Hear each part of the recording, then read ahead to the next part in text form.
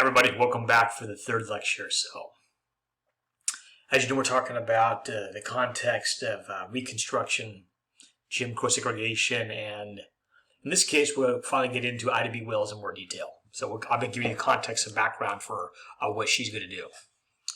Now, she has gotten a pretty good education, although not a higher education because it was not really available for most Black Americans in that time period. She's teaching elementary school. Begins working for a newspaper, stops teaching, becomes a kind of full-time journalist working in a newspaper. And then something happens in her life which is emblematic of what was going on in America in that time period. And the struggle between Black agency, also for white people too, that they're experiencing in Reconstruction and their hopes for a new America, a new revolution. On the one hand, on the other side, you have many Southern whites, but not all, who are trying to reimpose a form of second-class citizenship, in this case, Jim Crow segregation. And that's going to be probably seen most dramatically, most tragically, and sometimes horrifically in the case of the large numbers of lynching of African Americans in this time period. Now, it was not only African Americans who were lynched, you also had whites and Native Americans, Latino Americans, Asian Americans who were also lynched as well too. But the majority are going to be Black Americans. And this is going to very personally, directly touch IDB Wells and set a new course for her whole life and become one of the most important things she'll do. And she'll emerge as the most prominent anti-lynching advocate in American history. So let's take a look. So what happens? I mentioned this touches are personal, and that's how history tends to work. Sometimes we come across things in an intellectual way that would really engage us, and that happens sometimes. But I would suggest that more frequently we come to a personal encounter with something that touches us in a very personal way, engages us, and that's what happened with IDB Wells. And for you guys taking notes, don't worry, you don't need to get all the details here. I just want you to know, March 9, 1892, there is lynching of 3 Black men in Memphis, Tennessee, which is the home of IDB Wells at the time. Now, Memphis was considered for that time period, Tennessee, to be a relatively progressive community. The Black community there was still developing, but I'd say you already had a Black, well-to-do middle class. Certainly they're not on a par with the white community, but fairly well. And so Memphis held itself as a place that was more sophisticated and civilized than a typical Southern community. And for the sake of time, I'm not going to spend a long time breaking down, but essentially what happens is there was a Black grocery store across the street from a white grocery store in a part of Memphis called the Curve. Tensions developed between the white store owner and the Black grocery store owner who were in competition with each other. A confrontation breaks out on May 2nd between a Black youth and a white youth, in which both white and Black adults joined in a fight. Now, the white store owner, his name is William Barnett, you don't even know his name, but he does not like how that encounter went down. He has a grudge against the Black-owned business, which is in competition with them economically. Obviously, the racial issues will too. And so he gets law enforcement involved to try to blame one of the Black men in the Black-owned grocery store, called the People's Grocery Store, for involvement in this fight the previous day. There is a very intense encounter between the sheriff deputy, William Barnett, in which Barnett hits McDowell with a pistol. McDowell, who's a Black man, by the way, and is part of one of the 3 men who worked there, among others, Black men who worked at the People's Grocery. McDowell gets into physical confrontation with Barnett, the white store owner, and so McDowell, a young Black man, and William Barnett, the white store owner, get into physical confrontation. A pistol's involved. Actually, McDowell's pistol, which he used to hit McDowell with it. McDowell responds by grabbing the pistol away from him, fires at him as William Barnett flees the Black-owned People's Grocery Store. Now, of course, he's not happy with this. Barnett, being white and in the competition, now he's been shot at out with his own gun, which he had used to strike the young employee McDowell with. Now, again, don't get lost. I just summarize that for you guys is the racial tensions are already high. Then you have economic tensions develop, and then you get into a personal confrontation that turns into a violent encounter. The law enforcement area, of course, is obviously going to be more sympathetic to the white perspective on that encounter that just went down. And so a group of 6 white men, including the sheriff, wearing civilian clothes, attempt to approach the People's Grocery to arrest McDowell and others who they feel have broken the law as they see it. And obviously they have racial animus or anger as well. But they are wearing plain clothes. Now, black men in the store also know that there's trouble brewing based on the very violent incident the previous day. And so they have decided that their store being outside the city limits, that the police will not come protect their black-owned store. They're going to have to defend themselves. So they arm themselves. When this group of 6 white men approach, they're not wearing uniforms, so you don't know whether this is a mob or whatever. But as they come into the grocery store, they're met with a hail of bullets from black residents who are protecting their property. Several of the white men, including the sheriff, are injured. They do not die, but they are shot. Now, here's where things, which will already escalate rapidly as you see. So, the 3 men, the black men in the store, are arrested and taken to a local police station. After several days of high suspense, eventually, in the middle of the night on March 9 at 2:30 in the morning, 73 white men go to the local police station, take the men, Moss, Stewart, and McDowell, out of the police custody, take them to the local railroad station, and shoot them to death. There's no trial. There's no due process, no examined lawyers. This was called a lynching. They did not hang them, but a lynching is community murder, and that's exactly what happened to these 3 men. There's no trial. They have no chance to plead their case. They're simply involved in a violent shootout with some plainclothes law enforcement, also with white civilians. There's no careful adjudication of what happened, what took place. No, simply they're black men defending their store who shot back, and they are murdered in a lynching March 9th. Why does this matter? Besides, obviously, the obvious case, but this could directly touch IDB Wells. IDB Wells was the godparent of Moss and his store. Moss was actually the owner of the store. That is IDB Wells here on the left. That is Moss's widow now on the right with her kids. So what this means is IDB Wells, as a young journalist working in an administrative newspaper, is stunned, horrified, and personally sad and given grief over what just happened to a family she's very close to.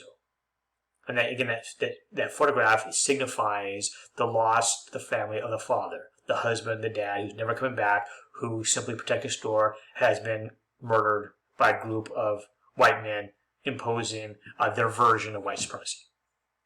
This is going to profoundly anger IDB Wells, set her on a course that's going to change her life and ultimately play a role in changing America. Now, it was that was just one personal lynching that took place, but there's a number in this time period. I'm not going to take time to get into all these, we just can't. But the topic of lynching, it's a very difficult topic, it's a brutal topic, but in this time period, throughout the South, even in the Midwest, in the West, a little bit in the North, but predominantly in the South, lynching is not uncommon. Now again, it's not only black men that are targeted. Other communities also will be lynched too. But the majority, 2/3 of those lynched during this era, are going to be black. Lynching typically involves a variety of physical assault ending in some kind of a rapid community execution, most commonly through hanging. But there's many other ways that are done, some of them of the most savage nature. For example, the photograph you're looking at in front of you is the lynching of Henry Smith in the city of Paris, Texas, on February 1st, 1893. I'm not going to break that whole down, but he was accused of a heinous crime, which perhaps he may or may not have committed that crime, but they did not wait for a formal process. He was accused of a terrible rape and murder of a young girl. They did not wait for a court process. They simply grabbed him from the police and took him to an open field where they tortured him to death before burning him alive. When I say torture him to death, that's what they did. They tortured him to death. Something we think straight out of the medieval world. Just god-awful torturing him and eventually burned him to death. So they didn't hang him. They burned him alive after ghoulishly torturing him. Not every lynching was as horrific as this, but all of them obviously have a tragedy. Usually people get denied due process.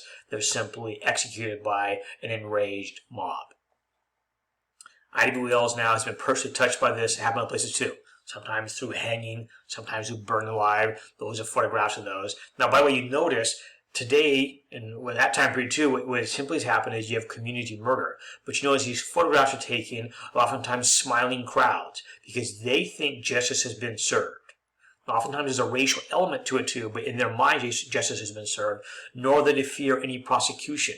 So even though what's taken place is exceptionally illegal and immoral, but they realize, based on the climate of the time period, there'll be no legal repercussions for them. So to participate in this violent mob activity, leading to usually savage beating, an assault, leading to an execution or murder, is considered by many of those who participate in their civic duty and as proud citizens, as you see in these photographs.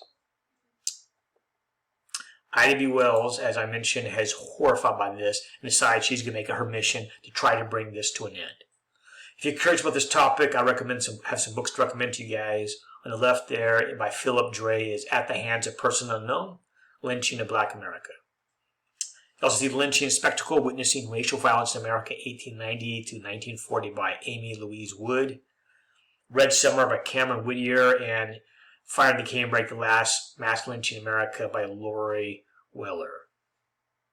So if you're curious about this and want to do more reading, by the way, you have a strong stomach reading those books, but if you're curious about this dark aspect of American history and a complete failure of civic society to stop this more effectively, I recommend those books to you. IDB Wells, as I mentioned before, makes this her mission to do her utmost to stop this. Now, she's a journalist, as I mentioned. So she's going to use her power as an investigative journalist to detail what is taking place in these often savage lynchings and what is the real facts in the case. Because typically, the white press in the South typically report lynching as terrible crime committed by a black man, and he justifiably was rapidly executed. IDB Wells begins to dig into these cases and show that oftentimes the evidence is non-existent or trumped up, or, and sometimes the person may be guilty of the crime which they've been accused, but America is patently unconstitutional for it to take place like this. We have laws for a reason. If a person has committed rape or murder, etc., society already has a mechanism to handle that, which is called the court system. We even have the death penalty in the court system in all these states in this time period. So it's not that the state does not have the ability to bring judgment. What is absolutely missing, of course, in lynching is there's no due process.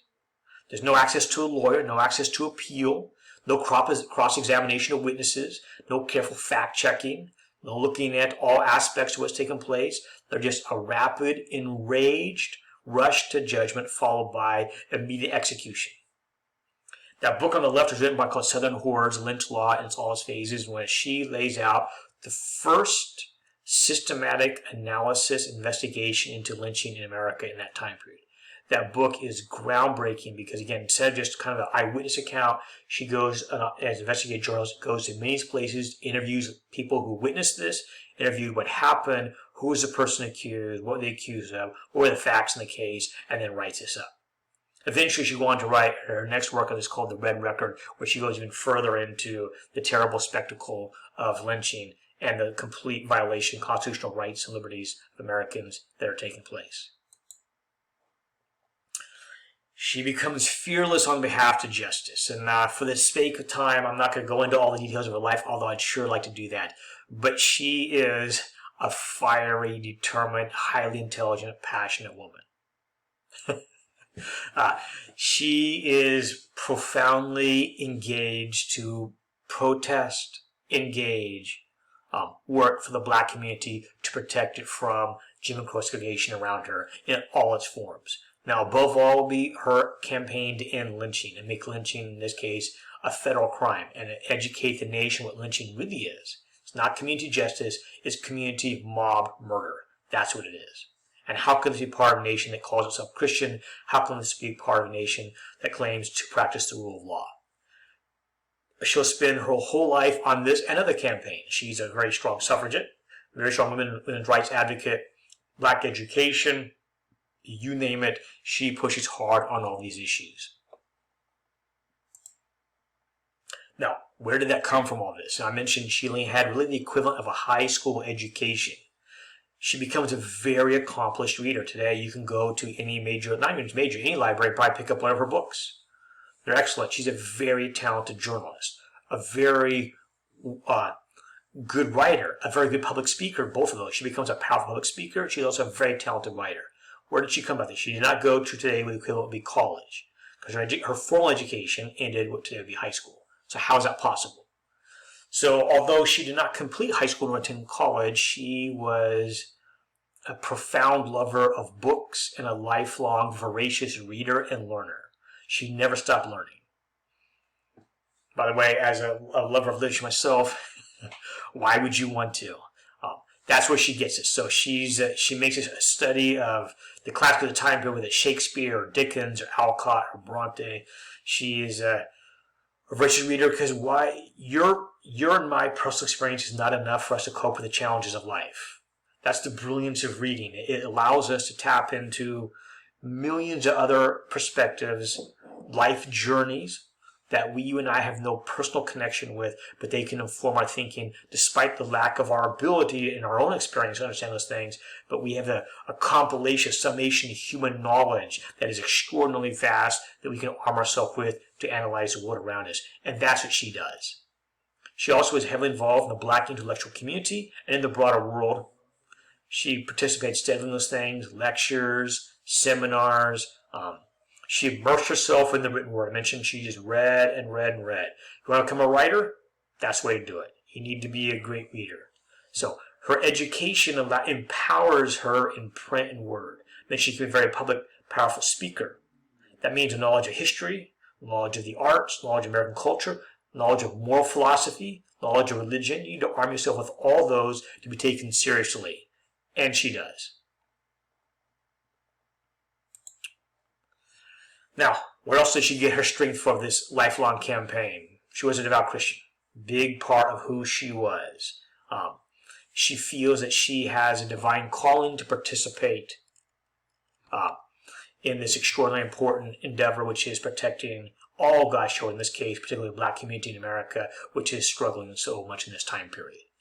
If you guys are curious about this, Henry Louis Gates Jr., probably the foremost professor of Black Studies in America, teaches at Harvard University, came out with a PBS series called The Black Church. Just came out here about a month or two ago. It's fabulous. Highly recommend that to you. You cannot understand the Black American experience nor IDB Wells and her personal passion and her personal resiliency and dignity without understanding her connection to the Black church. Now, I'm not going to get into this too much, but it's a little sidebar here. But if you're kind of curious, and maybe you can ask me after class about this one, but I would recommend the book called Road Character by David Brooks. IDB Wells, like all people, is a complicated person. She is a person of great intelligence, great drive, iron will, determination, fearlessness, bravery. What I mean by bravery, you should go into these areas where lynching had recently taken place, and she investigated it. As a Black woman, dangerous. But like all people, she had her issues. She could be sometimes hard to get along with. She could be very feisty. A lot of people she worked with, these Black organizations, she often got into fights with them. And that sometimes damaged her because, being a feisty person, she both benefited from that, the fierceness of the tiger, but also sometimes living a tiger being exhausting. So sometimes she damaged herself by getting into conflict with others. And so my point with all that is we want to be comfortable with the complex analysis of a person. We don't have to hold them as a saint because oftentimes that's not the reality. They can do saintly things while still having a little bit of other parts of them too, which are rougher and works in progress. That's certainly a part of IDB Wells too. We don't need to make her into some superstar. We can have an adult knowledge of a person being complex and doing great things while still having flaws, weaknesses, as we all do. And that certainly is IDB Wells too. Just a few last things, and we're about done with this lecture. I want to personalize a little more. That's her husband. Her husband is an educated Black lawyer too, also newspaper man. They're a wonderful match for each other. Both of them are newspaper people. Both of them take the Black experience and Black agency to make the experience of Black Americans around them better. She has a number of kids there. There's IDB Wells right here. That's her husband right there, and that is the kids and grandkids. This is her home there outside Memphis, Tennessee. You can see IDB Wells' birthplace. If you're ever in that area near Memphis, you can go check it out. That is her house in Chicago. Now, she would leave the South, and I didn't get into all that. I mentioned her bravery. She wrote a scathing editorial in Memphis, Tennessee, attacking the community there for lynching. She was threatened with death. She fled and would never return to the South long term. Now, she did take trips in the South, but she would relocate to Chicago. She was in New York for a while too, but then she went to Chicago. That is her house there in Chicago, which is preserved as a National Historical Landmark. If you're ever in Chicago, I recommend it. If you're ever in the Museum of African American History in Washington, D.C., the Smithsonian there, as you walk along, you come across this display of IDB Wells. That, again, that is her two landmark books attacking the savagery, the inhumanity of lynching, and calling America to live up to a better angels of our nature. Obviously, part of her China set there, part of, again, personalized experience and her impact on America. There she is. Her daughter, who is right here, would eventually go on to write, that's her daughter right there, much later in life, would go on to write the book called The Light of Truth. I'm sorry, take that back, The Creative Justice, the autobiography of IDB Wells. Now, autobiography was written by IDB Wells, but it'd be her daughter, late in life, that finally get it published, because it was not published during IDB Wells' lifetime. But this book, which came out in the 1970s, reawakened America to the memory of IDB Wells, because she had faded somewhat unconscionably, because her contribution to American racial justice has been extraordinary. But this publication of her autobiography by her daughter, late in life, reawakened the national memory to the contribution of IDB Wells. And her great-granddaughter, who is right here, has just recently written a book called IDB Wells, The Queen. Again, keeping IDB Wells in the national forefront for her extraordinary bravery and contribution to the United States to bring about racial justice. About a year ago in Washington, D.C., they had this massive mural in the downtown, as you guys saw in the first lecture, there in the train station, made up a mosaic of many leaders in the civil rights struggle, women's rights struggle, and making a massive mosaic, paying homage to the extraordinary role and importance of IDB Wells. Women's rights, due process, rule of law, living up to the better Asian nature, stopping of violence against the black community, in this case most directly lynching, and the great debt we owe to her as a nation. Finally, I'll leave you with this because we're at the end of this lecture. The end of her autobiography, she begins her very last chapter before she died with this phrase, "Eternal vigilance is the price of liberty." It's a wonderful quote. It did not originate from her. It comes much farther back, but she's well known that quote. She said exactly right. Eternal vigilance is the price of liberty. And then she's calling her readers to keep that always forefront in their mind. It's a wonderful way to pay homage to her well, too, is continue her activism to make America a more perfect union. Because we cannot presume the good things we have will always be with this. Vigilance is required to both maintain the best and to eliminate the worst. And that is never a done deal. It's always an ongoing process. So, with that, we complete the last of the three lectures on IDB Wells, and that's it for today. We'll see you next week with a whole new topic: socialism, Marxism, and anarchism. Until again, guys, we'll see you next week. Take care, everybody.